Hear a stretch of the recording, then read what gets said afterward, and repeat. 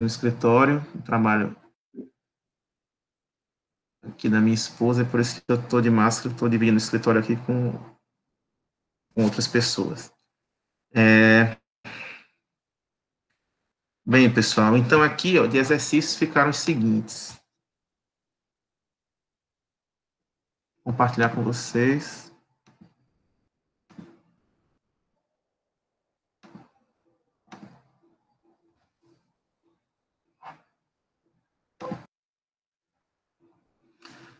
Ficou exercício 3, 11, 14, 22, esse daqui, e depois um exemplo resolvido da parte de transformadores, porque os exercícios de transformadores, no final do capítulo, acabavam que traziam uma certa complexidade que eu achei desnecessária, então esse exemplo resolvido se encaixou perfeitamente no desejável. Então, vou abrir aqui na página, no primeiro exercício.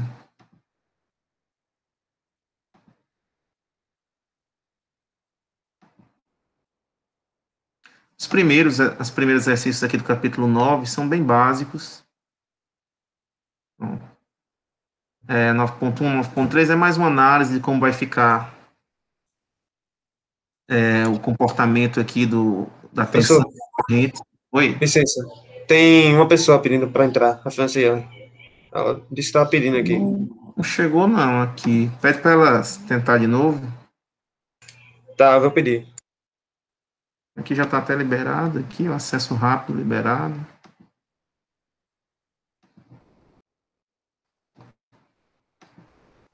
O professor pode olhar a questão. Pronto, eu vou passando de uma por uma. Pronto. Opa, agora feio. Vamos passar de uma por uma. Então, na 3, né? A 3 primeiro é bem simples, só para vocês irem já se habituando. Eu tenho aqui a tensão, tem como fazer aqui a marcação? Não sei como é que usa esse negócio.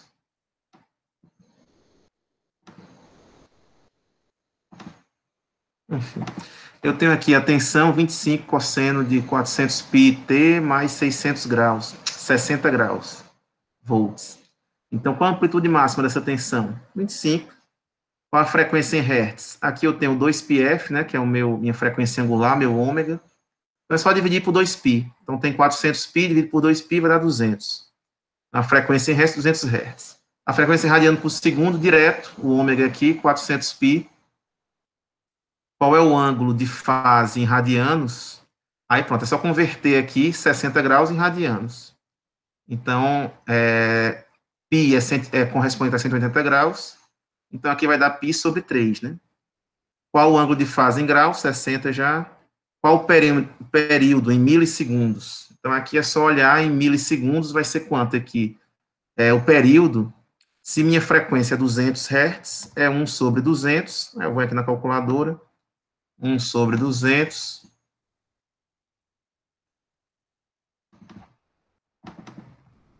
sobre 200, deu aqui, vezes 1000, 5 milissegundos é o período, né? 5 milissegundos. Qual é a primeira vez após o t igual a zero que v igual a zero, né? Então, aqui a gente tem, se fosse zero aqui, o cosseno no tempo zero, né? O cosseno em zero, de 0 grau, o cosseno vai ser igual a 1, né? Então, o cosseno de zero, agora é cosseno de 60, quando for zero aqui, já vai estar ali em 60 graus, né? Não vai ser mais cosseno de zero, já vai ser cosseno mais à frente ali de 60. Então, para alcançar o zero, ele tem que ser aqui 90 ou 100 ou menos 90, né? Cosseno de zero ou cosseno de menos 90, cosseno de 90 ou cosseno de menos 90, ele é igual a zero. Então, aqui, o primeiro ele vai chegar no de 90, né? 90 graus. Então, aqui, esse produto aqui, esse ômega t, ômega pi, aliás, esse ômega t, né? 400 pi vezes t, 30 graus. ou no caso aqui em radiano, né, vai ter que dar π sobre 6, não é isso? Que é 30 graus? 180 dividido por 6, 30 graus. Então, é só você igualar isso daqui a π sobre 6, para que eu some esse π sobre 6 com esse π sobre 3 já existente aqui, e encontre aí o 90 graus, o π sobre 2, né? Então, aqui eu só vou igualar isso daqui a 30 graus, no caso, π sobre 3, né? Π sobre 6, perdão. Π sobre 6. Então, vai ficar 400π t igual a π sobre 6. Aí você iguala aqui, quem é o t, alguém fez aí, descobriu qual é o t, mas vai dar aí, corta π de um lado, π do outro, vai ficar 400 dividido por 6, enfim, tem que fazer aqui a continha para ver quanto vai dar, mas só aqui, ó, 400 dividido por 6, π sobre 6, corta π com π, não, é 6 dividido por 400, perdão. 6 dividido por 4, opa, deixa eu tirar essa calculadora, vou botar essa. 6 dividido por 400, 15 milissegundos, então, a resposta deve ser vezes 1000, 15 milissegundos é o tempo que ele vai ser zero. Se você substituir aqui dentro desse argumento, vai encontrar ele igual a zero.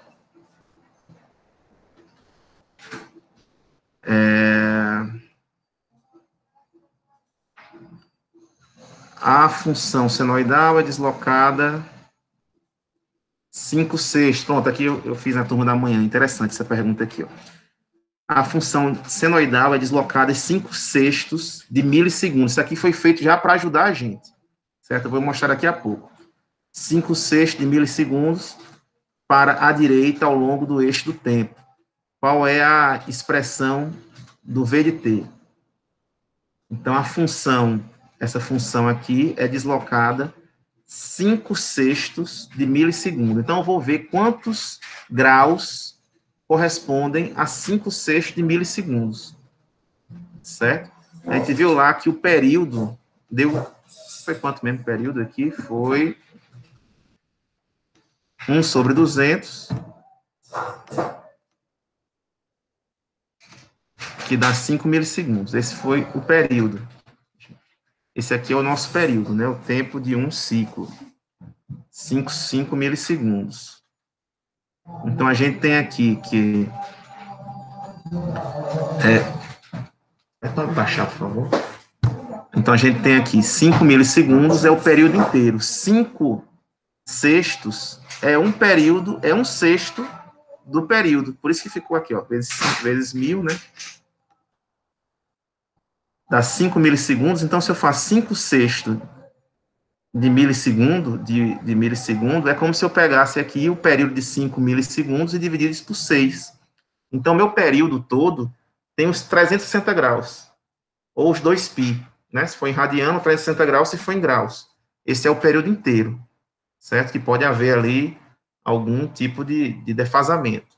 Então, por que a gente usa 60 graus aqui? É como se eu dissesse que 60 graus aqui, ele é igual no caso, 1/6, justamente, 1/6 de um período. Se você olhar, 60 graus é 1/6 de 360, certo? Então, se eu estou deslocando 5/6 para a direita no tempo, você está atrasando esse sinal em 60 graus, certo? Estou atrasando esse sinal em 60 graus. Então, eu vou chegar naquele gráficozinho lá lá no livro, inclusive, né? Tem que não sair dessa página, não. Mas naqueles, tem lá nos slides também, deixa eu abrir aqui os slides. Esse aqui. Então, eu estou atrasando em 60 graus. Vai ficar algo parecido com esse daqui do indutor. A corrente foi deslocada para a direita, mas aqui a diferença é que foi 90 graus, né? Foi 1/4 de ciclo. Eu peguei o ciclo de 360, peguei 1/4, desloquei para a direita a corrente. Só estou deslocando agora 60 graus. Certo? Essa daqui foi a diferença em termos de de ângulo, né? Foi 60 graus para a direita, certo? Ao invés dos 90 que normalmente seriam aqui quando eu passasse no indutor. Vai ficar um gráfico bem parecido com esse, só que a diferença aqui da tensão para a corrente, no caso, que dá 90, né, seria de 60, lá nesse exemplo do livro. Que está aqui. Pronto. Então, aqui seria de 60 graus que você teria que, no caso aqui, seria, se eu estou deslocando o gráfico para a direita, eu teria que diminuir 60 graus do sinal. Vamos ver aqui, a gente pode até ver na prática aqui, ó, como é que ele vai ficar. Usando aqueles gráficos que a gente já vinha fazendo lá no... Só vai dar um tempinho aqui. Eu vou fazer esse defasamento, vocês vão observar esse defasamento de 60 graus, né, de 1/6, de 5/6 aqui, de milissegundo, ou seja, de 1/6 de um período, né, já que é 5/6 de 1 milissegundo, é 1/6 do período, já que o período tem 5 milissegundos, e a gente vai ver no gráfico aqui esse deslocamento para a direita, quando dessa formação aqui, dessa tensão VT, a gente colocar esse defasamento de 60 graus, adicionar já esse defasamento de 60 a esse gráfico, a essa formulação.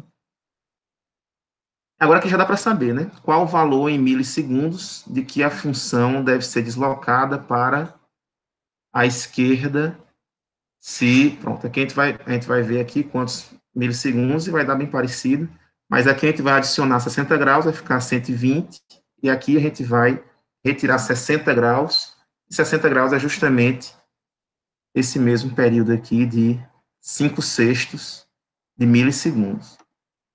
Ainda está abrindo aqui, daqui a pouquinho ele termina. Aí, graficamente, a gente vai entender bem melhor esse comportamento, né, esse defasamento. O que eu quero apresentar aqui para vocês é... Opa, abriu. O que eu vou apresentar aqui no gráfico para vocês é basicamente essa imagem aqui, só que são duas... Aqui tem uma tensão e uma corrente, né? Mas aqui vai ser a mesma tensão, só que defasada 60 graus de uma para a outra. Então, vai ter esse atraso da tensão para a direita, né, no gráfico aqui para a direita, 60 graus. Deixa eu abrir aqui.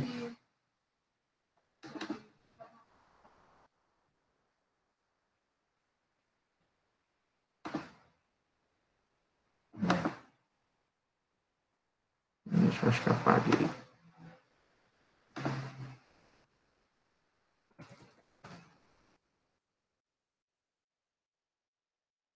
O PM aqui dele foi de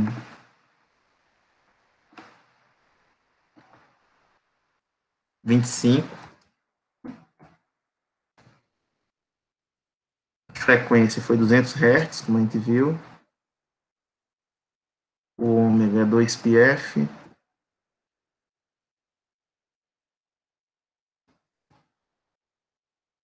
Φ de 60 graus, que na verdade é π sobre 6. 3, né? 60 graus, 180 dividido por 3. Mais pronto, aqui já dá para formar o gráfico já. E o ômega já está aí, pronto, já dá para formar o gráfico. E agora eu vou colocar um novo Φ2, vai ser o Φ1 mais 60 no caso, que a gente está vendo aqui que o meu período, né, esse deslocamento no tempo, eu já estou vendo aqui que é 1/6 do período. Então, o período tem 360 graus, 1/6 dá 60 graus também, que é π sobre 3, né?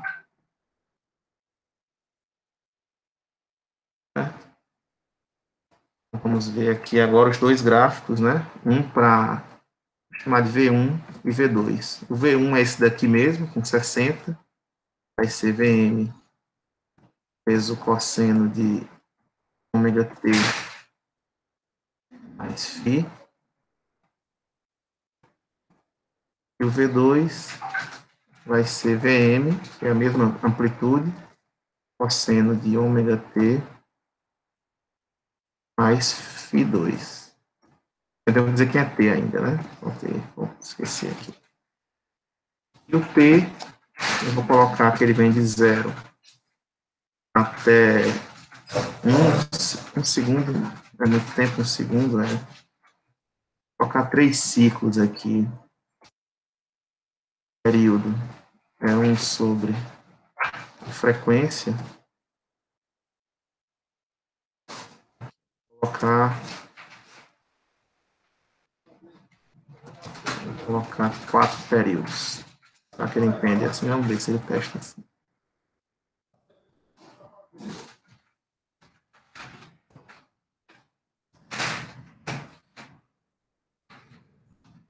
Eu vou mandar plotar.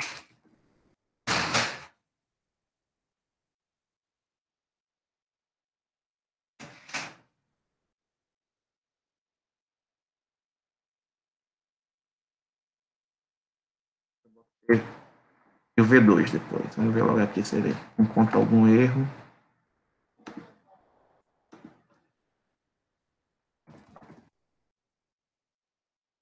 Nove ponto três.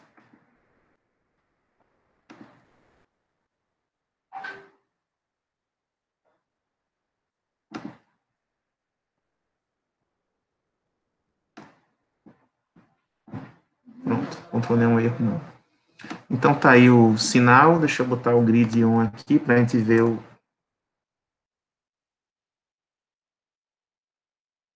linhas de zero e tal. Bom, então, esse aqui é o sinal 25 de amplitude, né? A média no zero aqui. Aqui, se fosse cosseno de zero, ele estaria aqui logo no comecinho, né? Na amplitude máxima. Agora eu vou plotar nesse mesmo gráfico o outro que vai estar 60 graus defasado. Um sexto de ciclo defasado. Então, quando eu adicionei ali, deixa eu ver aqui, vou adicionar agora o gráfico P2, e ele vai aparecer, deve aparecer pelo menos, né, algo parecido com o que a gente está vendo aqui.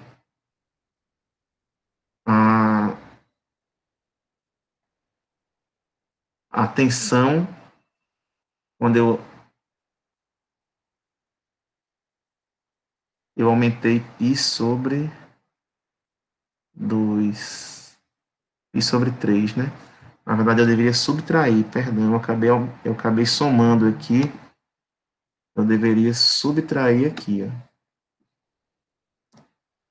Vamos ver aqui no gráfico como é que vai ficar.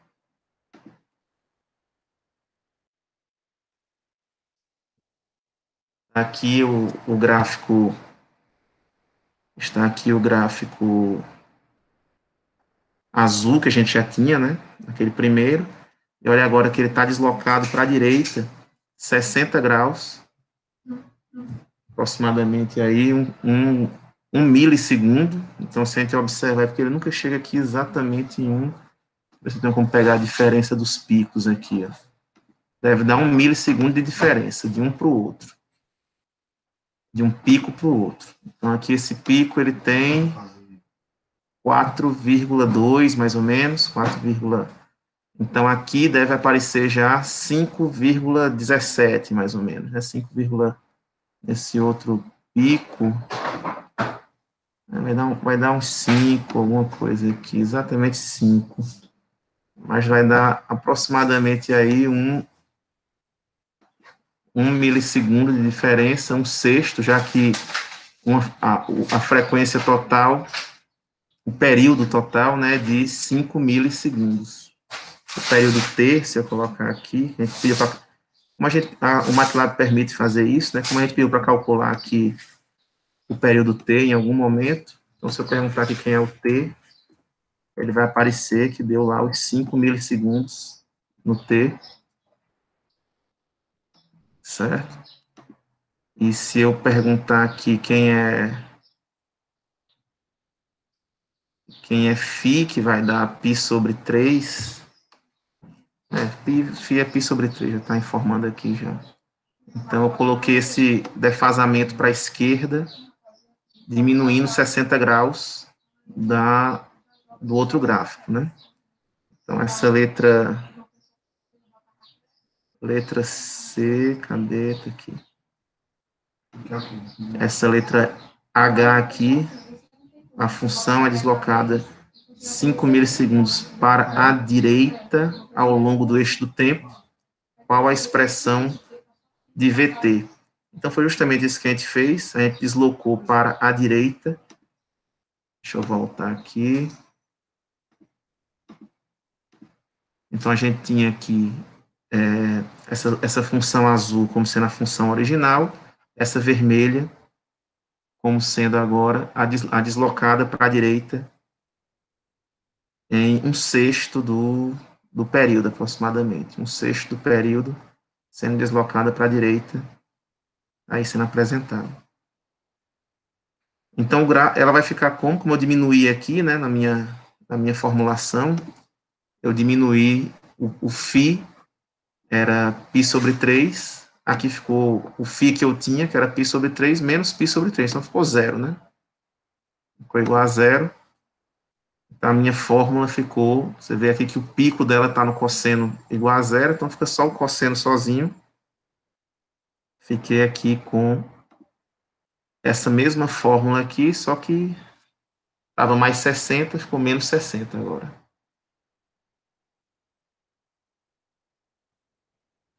Aí a última aqui, ó, qual é o valor mínimo de milissegundos de que a função deve ser deslocada para a esquerda se a expressão para V for...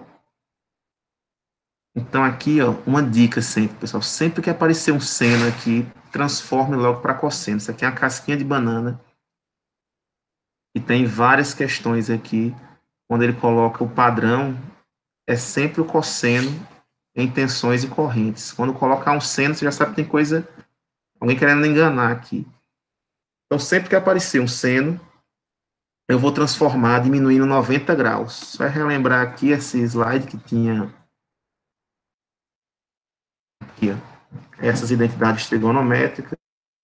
Então, aqui, ó, seno do ângulo é a mesma coisa que o cosseno, 90 menos π sobre 2 menos o ângulo, né? Então, como cosseno de menos A, a mesma coisa que cosseno de A, se eu o cosseno de π sobre 2 menos A, a mesma coisa que o cosseno de A menos π sobre 2, né? Então, é só diminuir do ângulo que tiver lá no seno, 90 graus, e ele se transforma no cosseno. Então, esse daqui, ó,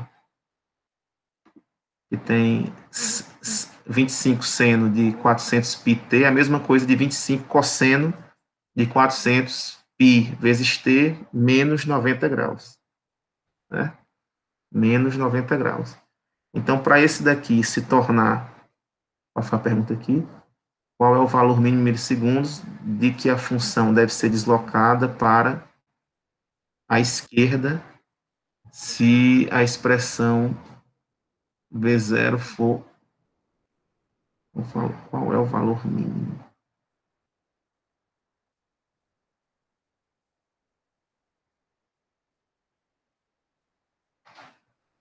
Sim, no caso, essa função aqui, eu vou comparar essa função com essa daqui agora, né? Então, essa daqui é cosseno de 400 πt menos 90, essa daqui é 25 cosseno de 400 πt mais 60. Você vai ver que tem uma diferença de uma para a outra aí de 60 mais menos 90, né? Então vai dar 150 graus. Aliás, é isso mesmo, né? 150 graus. 150 graus de diferença de uma para a outra.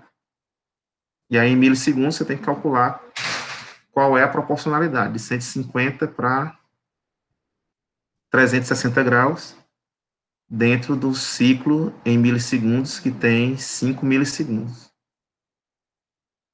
Essas duas aqui. Ok? Na 11, eu acho que foi alguém que teve dúvida aqui, não foi que falou que estava com dúvida na 11? Era na 11, meu Deus, era na 11. a letra B. Na 11, sim, aqui na 11 é parecida com aquelas que a gente tinha feito aqui na solicitado que vocês fizessem, né, nesses exemplos aqui, para mudar os valores um pouquinho e tal, essa 11. Então, nessa 11 a gente tem aqui que é basicamente a soma, somas ou subtrações, não, é só soma mesmo que ele está fazendo aqui, de dois fasores, né?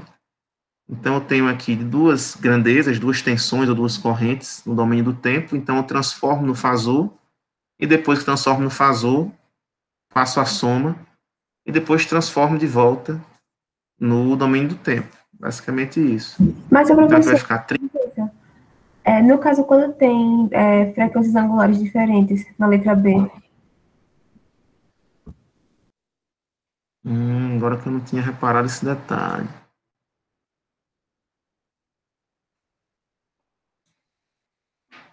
Isso aconteceu na letra B, né? Eu acredito que foi algum erro de digitação, viu? Foi algum erro de digitação. Isso aqui não acaba que não ocorre nos circuitos. Os circuitos sempre trabalham numa mesma frequência. Todos os outros aqui, no máximo que ocorre é botar um seno, um cosseno, para trocar. Eu acho que essa letra B aqui foi alguma falha de adição. Tanto que todos os outros exercícios parecidos em outras edições nunca tem duas frequências diferentes, porque eu nem reparado, nem que você reparou, porque eu já acostumado ele sempre. Isso aqui foi da edição anterior. Você vê que toda vez, às vezes ele bota só o ômega aqui, porque deixa já a frequência. 20.000 pi, então as frequências sempre são iguais, certo? Esse conceito que fasou para a gente, essas somas, subtrações, produtos, só vão servir quando a gente tiver as mesmas frequências trabalhando. Se não tiver as mesmas frequências, aí já é outros conceitos envolvidos, outras identidades trigonométricas envolvidas aí, não dá para fazer essa soma direta do jeito que a gente está acostumado com fasor, com frequências diferentes, não. Isso aqui certamente foi alguma coisinha aqui a mais que foi feita, o pessoal acabou confundindo aqui, certamente não foi esse o objetivo, certo? Aqui o objetivo realmente era colocar igual, e o máximo é que a diferença está no seno, que não é o padrão, e você transformar no cosseno para só depois fazer a soma adequada, certo? Realmente não tem essa demanda, não. Aqui também não tem nem outro, só tem essa questão desse estilo, né? Mas pode fazer aqui com 200T ou 50T, sem considerar o ômega T aqui, ômega T, e fazer essa soma, sem considerar essa diferença nas frequências angulares das duas tensões ou duas correntes que estão apresentadas. Não tem nem reparado também que você comentou. Aí depois vem a 14. A 14. É uma única situação. Essa daqui, ó, as expressões para a tensão e a corrente em regime permanente. Pronto, aqui foi dado uma tensão e uma corrente, certo? Foi passado aqui uma tensão e uma corrente. Só que aqui já vem a casquinha de banana, já vem o seno. E vocês observam aqui na mesma frequência, como sempre. Todos os circuitos que a gente trabalhar aqui tem sempre a mesma frequência. Se eu tiver 5 fontes diferentes, fonte de tensão, fonte dependente, todas terão que ter a mesma frequência, certo? Não vamos trabalhar nunca com fontes de frequências diferentes dentro do mesmo circuito. Então, todas com a mesma frequência aqui dentro do circuito. Qual é a impedância vista pela fonte? Então, vamos lá. Olha que interessante aqui. Primeiro, vou usar essa calculadora, certo? Para facilitar mais aqui nossas contas. Essa daqui, ó, deixa eu apagar aqui. Vamos lá para 14. Primeira coisa de tudo é vocês transformarem o que tiver seno em cosseno. Então, aqui eu vou diminuir de 123, vou diminuir 90, né? A gente viu lá naquela identidade trigonométrica, que é só diminuir. Então, aqui eu tenho 6 cosseno de 5.000 πt mais 33 graus. Esse aqui é o sinal em si. Então, aqui tem 33 e aqui é 78. Eu vou dividir um pelo outro, porque aqui eu tenho V e tenho um I. V dividido pelo I vai dar o Z, né? Então, aqui eu vou fazer 300. Aqui já está em graus, está em apresentando aqui no formato polar. 300 fase 78, fase 78, dividido por 6, fase 33, né? A gente fez aqui, não é mais 123, porque era seno. Como transformei para cosseno, diminui 90 graus, ficou com 33. Ok, aqui essa conta. Eu vou e dou ok. Aí aqui, como é impedância, a gente sempre apresenta impedância no formato retangular. Que aí fica a parte real e a parte imaginária. 35, 35. Então, de cara aqui você já viu, a parte real sempre é positiva. Certo? Se der negativa, você errou em algum lugar. Na turma da manhã, eu não tinha percebido o cosseno aqui, só um aluno que me chamou a atenção, que era seno.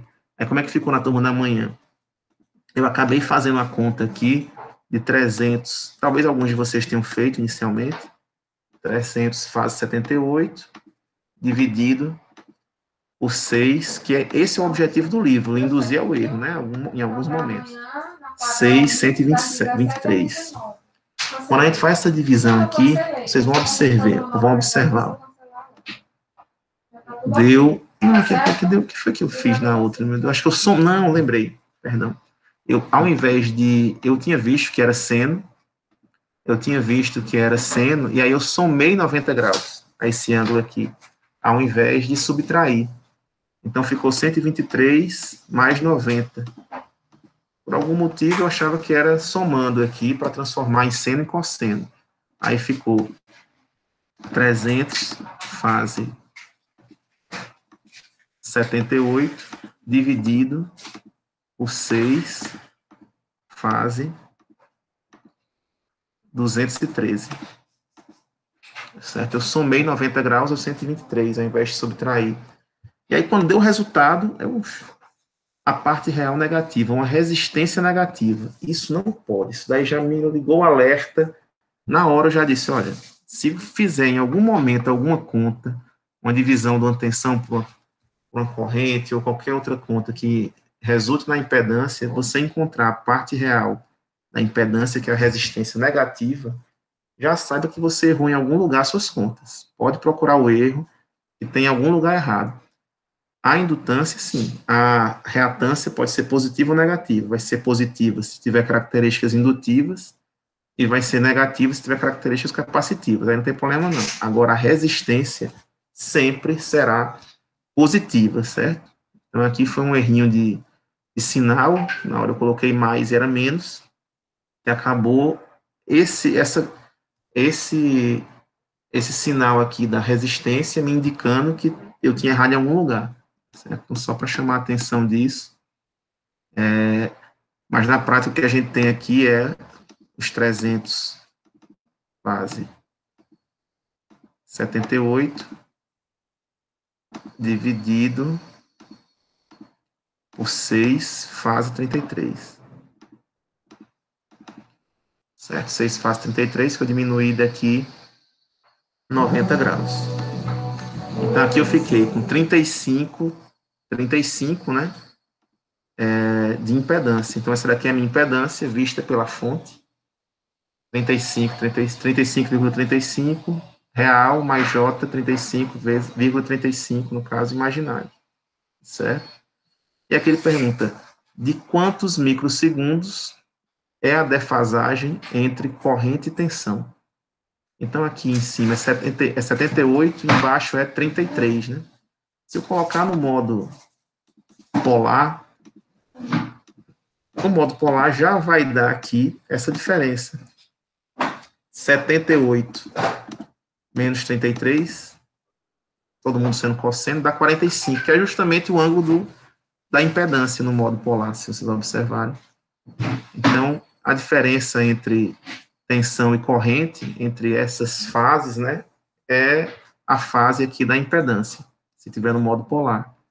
Certo? Então, em outras palavras, 45 graus seria essa defasagem, mas como ele quer em milissegundos, eu vou pegar o proporcional de 45 em 360 para esse percentual em cima da frequência aqui, em cima desse período, né? Que no caso, se é 50.000 pi, aliás, 5.000 pi, né? 5.000 pi dividido por 2 pi vai dar 2.500. 1 sobre 2.500. 1 dividido por 2.500 deu aqui 400 micro, né? Vezes 10 a sexta. Isso, 400 micro é o meu período. Ou seja, o tempo de um ciclo inteiro é de 400 micro, né? O tempo que ele sai do zero, vai para o pico, volta, e volta para o zero de novo. Então, esse período todo é de 400 micro. Então, 45 dividido por 360, eu vou ter aqui um valor percentual, deu aí uns 12,5%, deu 12,5%, vezes os 400 micro, e deu 50 micro. Então, 50 microsegundos de defasagem de um para o outro é a mesma coisa do que 45 graus de defasagem um para o outro. Certo? Vai dar no mesmo, vai você responder dessas duas formas. Como está pedindo em microsegundos, vai desse jeitinho aqui que eu expliquei. Alguém ficou com dúvida nessa 14? Estão falando aí, que eu vou só, a maioria delas montando. Aí a 22.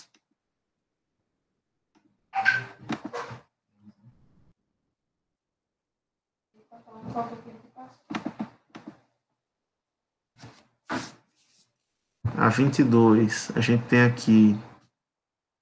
Bom, aqui é basicamente para a gente calcular a impedância equivalente.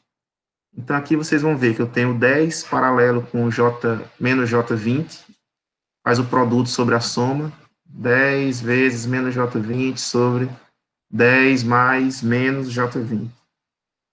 E descobre qual é esse equivalente. Depois eu vou descobrir qual é esse equivalente aqui de 8 mais J16 com 40 menos J80. Produto de um pelo outro dividido pela soma de um mais o outro aqui. Esse equivalente vai estar em série com esse, que vai estar em série com esse. Aí somos 3, encontro o Z equivalente total. Então, aqui é só fazer essas continhas para definir essa impedância equivalente total aqui de A até Z, né?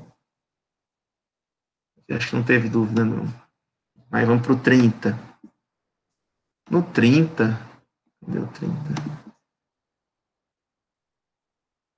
Aqui o 30, pronto. Aqui o 30, né? Lembra aquela sequência de perguntas que eu fiz quando a gente for resolver uma questão de análise de circuitos elétricos, a gente tem que fazer. A primeira, se tem elementos em série. A segunda, se tem elementos em paralelo. A terceira, se tem algum nó que eu só não conheço uma corrente. A quarta, se tem alguma malha que eu só não conheço uma tensão. E a quinta, que é o jeito de fazer um sistema de equações lineares ou das tensões das correntes que estão entrando no nó ou das tensões somadas numa malha, né? Então, eu vou ter que partir para algum desses daí. Então, nesse daqui eu tenho logo um elemento em paralelo aqui. Duas impedâncias em paralelo. Aqui 20, com aqui 12,5 microfarads, né? Então, aqui eu vou lá fazer esse paralelo, que por sua vez está em série com 10 ohms, e por sua vez estará em paralelo com essa impedância desse indutor aqui, de 2,5 microhenries, que por sua vez estará em série com essa resistência de 5. E aí, finalmente, eu faço descubro essa corrente, né, que está saindo aqui da minha fonte e passando pelos 5 watts, 5 ohms dessa resistência, e descubro essa corrente, né, dividindo aqui o V, que está em seno também, sempre tem umas pegadinhas dessas, viu? Sempre preste atenção. E de vez em quando ele coloca um seno, você nem está percebendo, pensa que é cosseno sempre. Então, aqui é 25 cosseno de 4.000T menos 90. Então, vai ser 25 fase menos 90. E aí, você vai dividir por essa impedância equivalente aqui e vai encontrar o e 0. E aí o I0 já é a sua resposta, né, de cara. Então, se tiver alguma dúvida, lembrando que eu vou ter que transformar, né?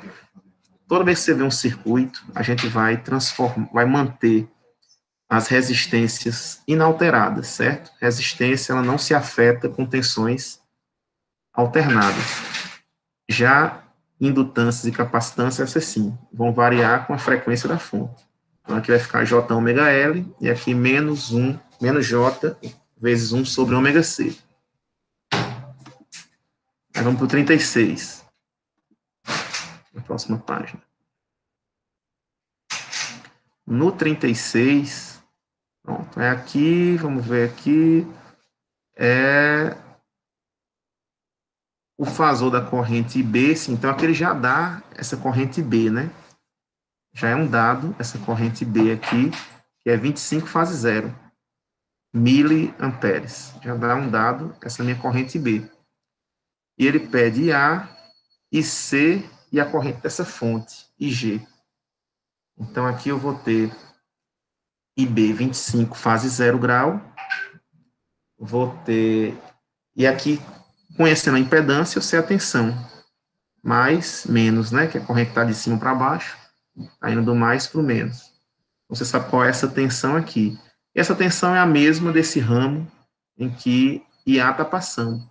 Então, já descobrindo a tensão nesse ramo aqui de IB, eu sei a tensão desse ramo de IA, e, por conseguinte, aqui eu vou saber também qual é a corrente IA, né? E aí me resta só descobrir quem é IC. Na hora que descobriu aqui, coloca essa como referência, esse meu nó aqui de baixo como referência. Aqui eu vou ter um mais aqui, né? A minha tensão. Aqui nesse lado, esse aqui vai ser o lado mais dessa corrente C, o lado menos da corrente C é essa fonte. E aqui vai ficar do mesmo jeito, pessoal. Da mesma forma que eu tinha aqui, que tinha fontes menos mais 10 volts, eu posso botar mais menos 10 volts aqui também. Tem um menos mais J50, ela vai ser aqui mais menos J50, certo? E menos J50 é a mesma coisa de dizer que, quando eu coloco aqui, ó, menos J50, opa, ó, aqui está o menos J50. Quando eu der o Enter, vai aparecer a mesma coisa aqui. 50 fase menos 90, né? Porque o menos J50 está apontando para baixo. 50 fase menos 90 graus. Certo? Então, se quiser já substituir, da mesma forma que o J50, era aqui 0,50, ele positivo lá no meu eixo complexo, né, está apontando para cima, é 50 fase 90 positivo. Certo? E aqui você colocando mais aqui em cima, menos aqui embaixo, aí já faz a corrente IC sendo a tensão no lado mais, menos a tensão no lado menos, que é onde ela está saindo, a corrente, né, do resistor, dividido por 1000 ohms. Então, descobri quem é IA, IC, IB ele já tinha dado, né, ele está perguntando quem é IG agora. IG é quem? Só tem um único nó aqui em cima. Esses dois aqui são um ponto único, né? Então, a corrente G que está entrando vai ser igual à soma de IA, IB e C. Então, tendo IA, IB e C, IB você já tinha anunciado, descobriu quem é IA e quem é IC, soma os três e encontra o IG. Espero que ninguém tenha tido essa dúvida, esse tipo de dúvida aí. Sim, as expressões, ele deu aqui a frequência angular, pediu para você encontrar naquele formatozinho, né, no domínio do tempo, né, IM vezes cosseno de ômega t mais φ. Encontrar aqui essas três correntes, IA, IC e IG. Alguma dúvida aqui na 36? Aí a 56, vamos lá para a 56. Querem fazer essas no meio também aí? Podem fazer, fiquem à vontade. A questão é que não falta, para exercitar, quanto mais exercitar, melhor. Pronto, 56. essa daqui. Para usar o método. Pronto, aí vamos lá para as nossas perguntas, né? Tem algum elemento em série nesse circuito? Vai ver que não tem nenhum em série. Tem algum em paralelo? Também não. Tem algum nó que eu só não conheça uma corrente? Ou alguma malha que eu só não conheço uma tensão? Também não. Então, vou ter que partir para algum outro método, que a gente está usando até agora, o método dos nós ou das malhas, né? Então, aqui eu vou para o método dos nós, que o enunciado já orienta para você para o método dos nós. Então, mas também dá para resolver pelo método das malhas, né? Mas vamos pelos nós. Eu tenho 1, 2, 3, 4 nós. Esse de baixo vai ser minha referência. Então, eu tenho 3 nós. Só que esse nó aqui da direita, essa tensão VG é conhecida.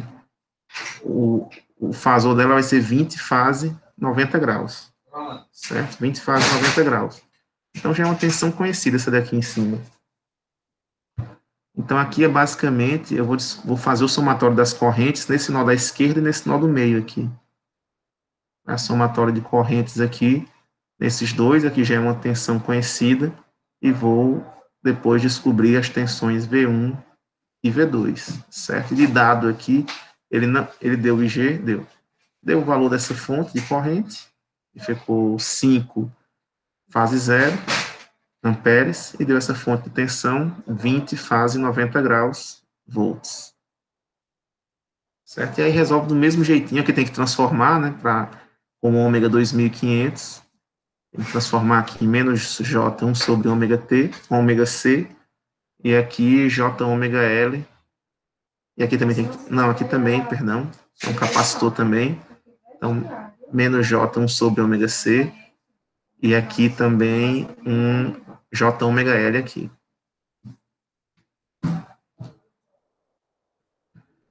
A 56 era só isso mesmo, não tinha muito segredo não. A 58. Pronto, aqui a 58.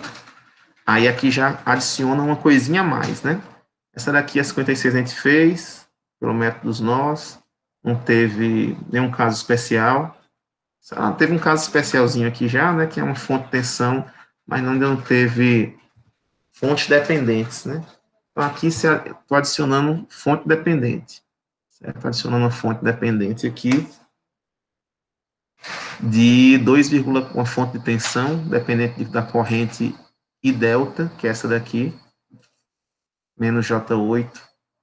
Então, estou adicionando essa daqui no meu circuito. Use o método das tensões de nó para determinar o fasor tensão V0. Então, eu quero saber qual é a tensão V0 aqui.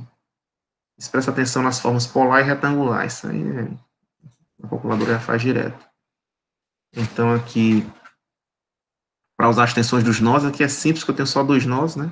Esse de cima, que é o mesmo ponto, e aqui que é a minha referência também, que é o mesmo ponto. Então, aqui é 0 volt, esse de baixo.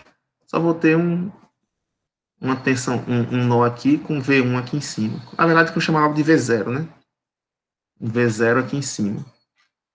E aí eu vou somar as correntes aqui e igualar a zero, basicamente, né? Então, já tem uma corrente aqui de 10 mais J10 entrando no nó. Essa outra corrente aqui, vou definir um I0, por exemplo, vai ficar V0 menos 0 dividido por 5, e aqui que está o de diferente na questão, né? Quando aparece uma fonte dependente, o que eu faço com ela? Sempre que aparecer o 2,4 e delta sendo essa corrente que passa no capacitor de menos J8, então I delta vai ser quem? A tensão no lado mais, que é V0, a tensão no lado menos, que é 0, então fica só V0 mesmo, dividido por menos J8. Então, sempre que aparecer I delta, vai ser V0 dividido por menos J8, igual aqui ao meu I delta. Então, aqui vai ficar a corrente que passa nesse ramo central, né? O lado mais é assim, se ela está descendo, essa corrente, de cima para baixo. O lado mais aqui é o meu próprio V0, o lado menos, 2,4 vezes I delta. O I delta vai ser V0 menos J, dividido por menos J8.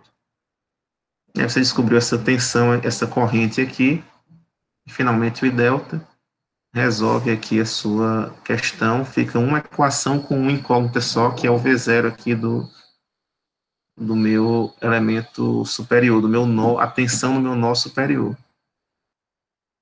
Bem tranquilo, 58. Aí a 63, se tiverem alguma dúvida, a gente volta, certo?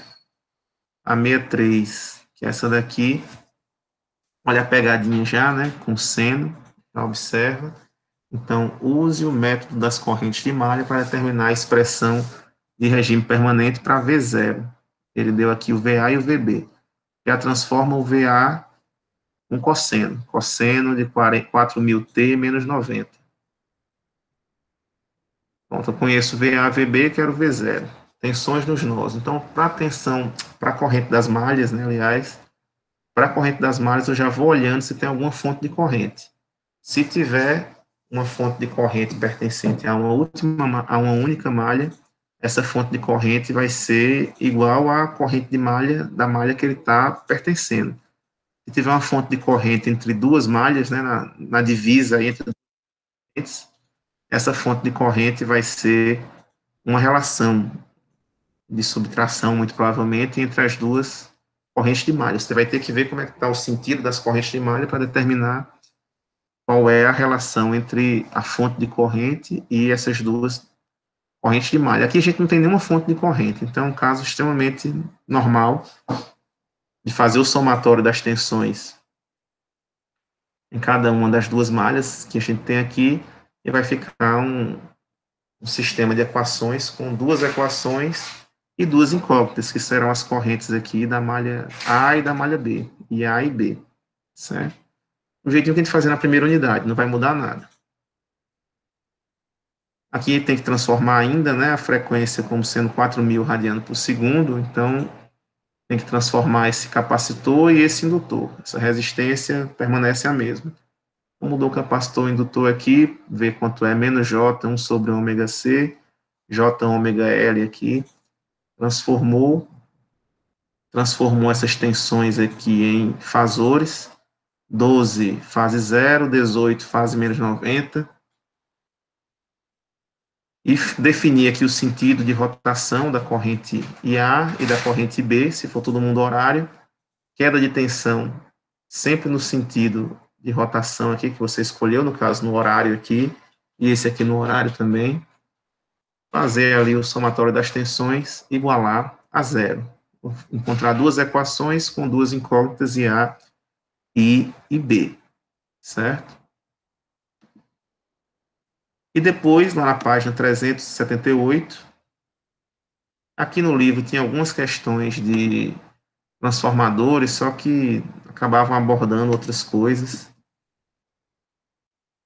Objetivo aqui, então peguei esse exemplo, é um exemplo resolvido já, pessoal, só que ele é resolvido de uma forma. Eu quero que vocês resolvam da outra forma também, não é só replicar isso daqui.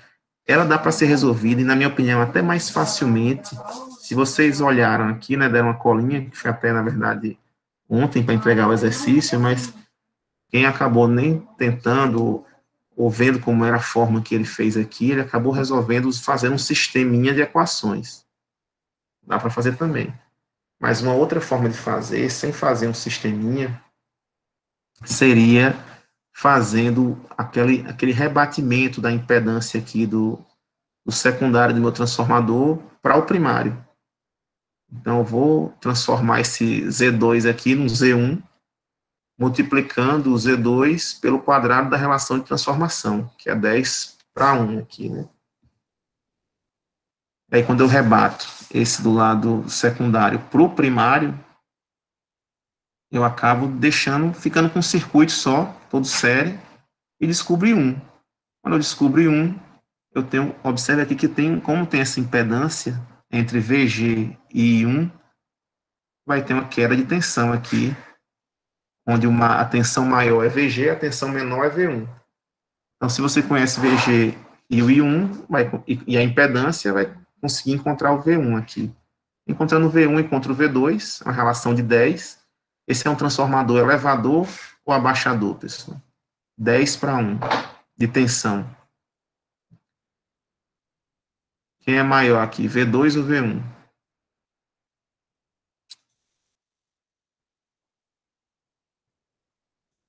Quem é maior aqui, pessoal? V1 ou V2? É o lado de alta tensão. É só vocês olharem aqui a relação de transformação.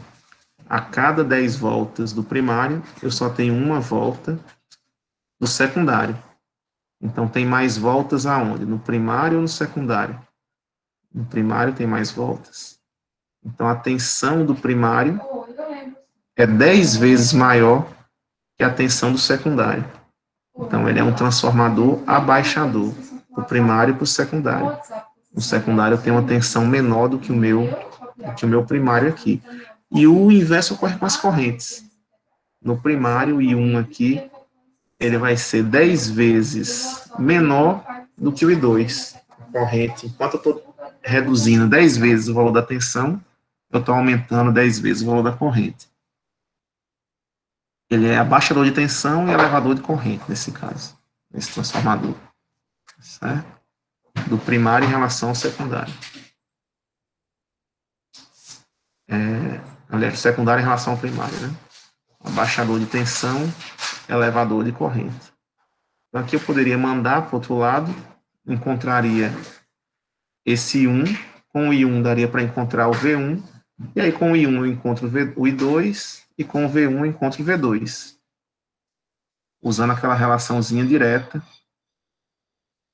Onde é que ele acabou não usando essa impedância, né? Essa transformação da impedância, acabou fazendo um conjunto de substituições e encontrou o resultado final aqui, mas dá para fazer com esse rebatimento das impedâncias Z1 e Z2 para o outro lado, e fica, na minha opinião, bem mais simples de ser resolvido do que essas substituições foram feitas aqui. Bem mais simples mesmo. Dá para fazer das duas formas também, no final das contas, não é a mesma coisa. Certo, pessoal? Então, essas foram as 10 questões que ficaram. Se alguém teve alguma dúvida entre essas 10, pode falar, pode dar alguma notícia. Como já discutido aí, né, nossos circuitos sempre terão a mesma frequência em todas as fontes. Então, nunca vamos fazer aqui um circuito com duas fontes de frequências diferentes. Se tiver algum momento isso, foi algum erro de digitação, não é aqui o nosso objetivo. E depois desse assunto, aqui a gente vai ter ainda os do capítulo, o último capítulo, que é o capítulo 5. Basicamente aqui vai ser a potência em circuitos de corrente alternada e circuitos trifásicos. Então a gente vai ver que a potência, o produto VI, vai mudar um pouco o nosso entendimento de potência. Quem via antes lá nos circuitos de corrente contínua, eu só tinha um tipo de potência, que era o produto, né, V vezes I, que dava o watt, e aí nesse V vezes I, essa potência em watts, eu só chamava de potência mesmo. Agora, no circuito de corrente alternada, eu vou ter 3 tipos de potência. Essa potência em watts, que eu já tinha antes, só que agora ela vai ser conhecida como potência ativa. E aí eu vou ter outros 2 tipos. Uma potência que vai ser chamada de potência reativa, e depois a soma da potência ativa com a reativa, que vai ser a chamada potência aparente. Certo? Então, a potência aparente acaba se dividindo em ativa e reativa. E a gente vai explicar essas diferenças matematicamente, no uso mesmo final dos equipamentos, o que impacta as potências ativas, reativas e aparentes no uso do nosso dia a dia, dos nossos equipamentos. E também mostrar as formulazinhas, né? Aqui foi feito o produto, lá no comecinho lá do capítulo 10, tem esse produto aí. Deixa eu ver se eu posso ter certeza se é no capítulo 10, mas eu acho que é.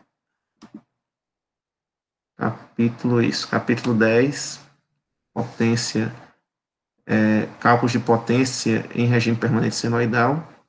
Aqui logo no comecinho ele faz o produto da tensão vezes a corrente. Até uma vampira aí. Pronto, aqui, ó. Ele faz o produto da tensão vezes a corrente, desenvolve esse produto aqui, desenvolve esse produto do V vezes I, usa algumas identidades trigonométricas até que chega nessa equação com esses três termos aqui, V1, VM vezes IM sobre 2, vezes cosseno de θV menos θI, a subtração aqui dessas tensões, a diferença desses defasamentos da tensão e da corrente, outra parcela aqui com cosseno, e depois uma parcela com seno.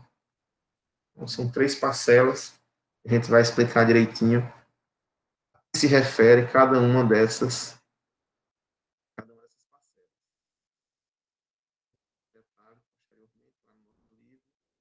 E aqui nos slides também, fazer as continhas, como é que é esse comportamento. Aqui ele entra no detalhe até a identidade trigonométrica que é usada, tal, a gente já vai, beleza, já vai para o resultado final, que é o que importa mesmo, que foi essa equação aqui 10.8, com os três termos, certo? Com os três termos, essa daqui é a equação mais importante que a gente tem na nossa potência instantânea. E depois vai mostrar como fica o gráfico, que tinha de tensão e de corrente, como ficou esse gráfico agora, e falar um pouco sobre a potência ativa, que também é conhecida como potência média, e a potência reativa. Certo? Bem, pessoal, era isso, então.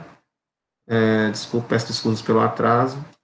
E quem fez as 10 questões e ainda tiver alguma dúvida, pode me procurar.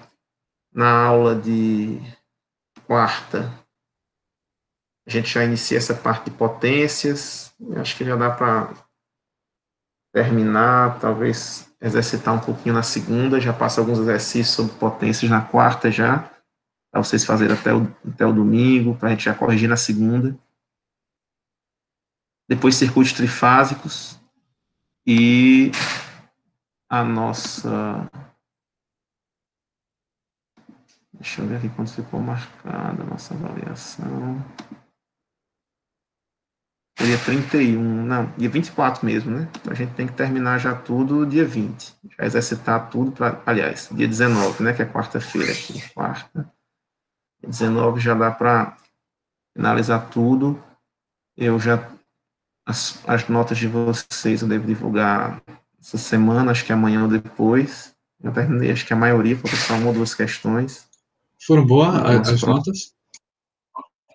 E agora sim. Turma da manhã que rapou um pouquinho, mas a turma da tarde foi melhor. Certo? Mas aí eu daqui a pouquinho divulgo para vocês. E pronto, e é isso, pessoal. Fica dia 24, mas aí não tem, eu vou passar mais alguns exercícios. Esses exercícios, como vocês viram na primeira unidade, né, eu nunca cobrar mais do que eu dou. Tento exercitar, não vou cobrar a mesma coisa, logicamente, porque vocês têm que aprender o procedimento de como se faz, né, mas não replicar a mesma questão, assim, vai ter que pensar alguma forma diferente de resolver na hora da prova. E sempre tem esse tempinho ali que faz parte da avaliação, né, por isso que eu deixo justamente pela possibilidade de vocês procurarem alguns outros meios, aí terem acesso a livro, terem acesso a uma coisa e outra, então a gente acaba tentando limitar, reduzir essas possibilidades com a exigência do tempo, né, limite da prova. Então vai ficar uma prova mais trabalhosa, provavelmente, do que aquela que seria feita em sala, sem consulta, sem vocês realmente ali mais isolados, né? Então é isso. Dia 24, nossa provinha, lá nos avisos, e hoje é 15 dias, certo? Dia 31, mais 8 dias à frente, reavaliação, e dia 4, na sexta, final, para a gente acabar com tudo aqui. Ok, pessoal? Para acabar, então, só recapitulando essa parte de potências e a parte de circuitos trifásicos. A parte de circuitos trifásicos está lá no capítulo...